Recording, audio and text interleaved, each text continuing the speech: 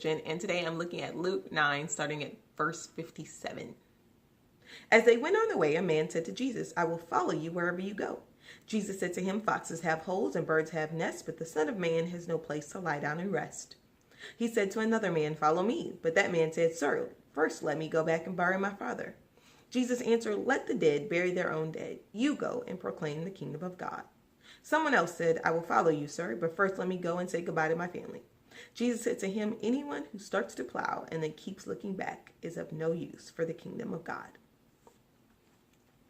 I have this theory that every awesome thing that you have, like your strengths are the things that you're really, really good at, they can become a weakness if we don't keep them in check.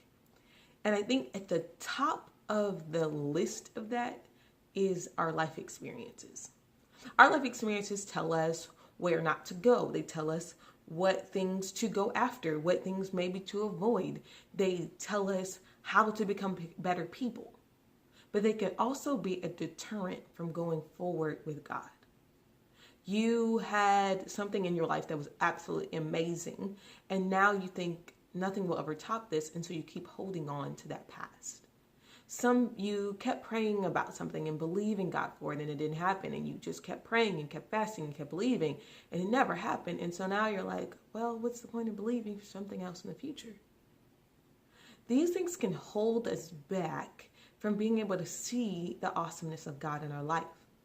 And they're not even necessarily always bad things. Sometimes it's amazing things that have happened to us that we're still holding on to.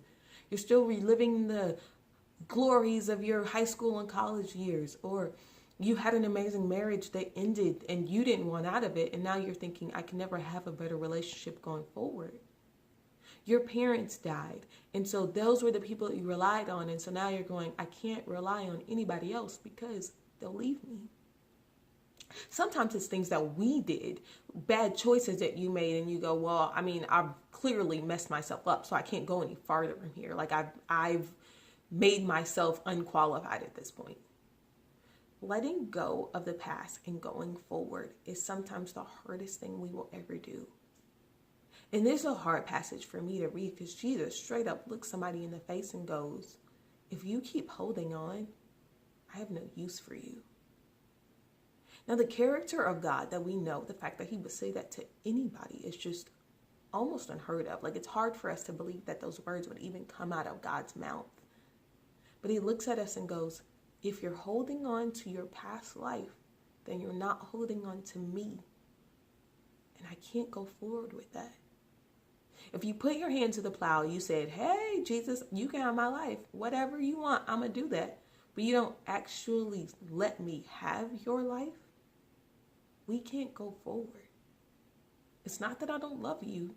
It's not that you don't matter to me. It's not that I don't have amazing plans for you. I just can't use you.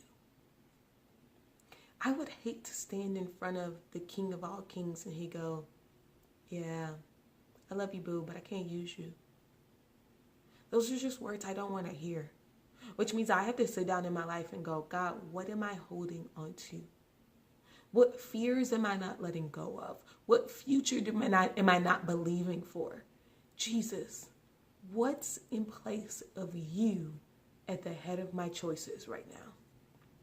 That might be a sobering question you have to ask yourself this week, but I guarantee you it will be absolutely worth it. Love you.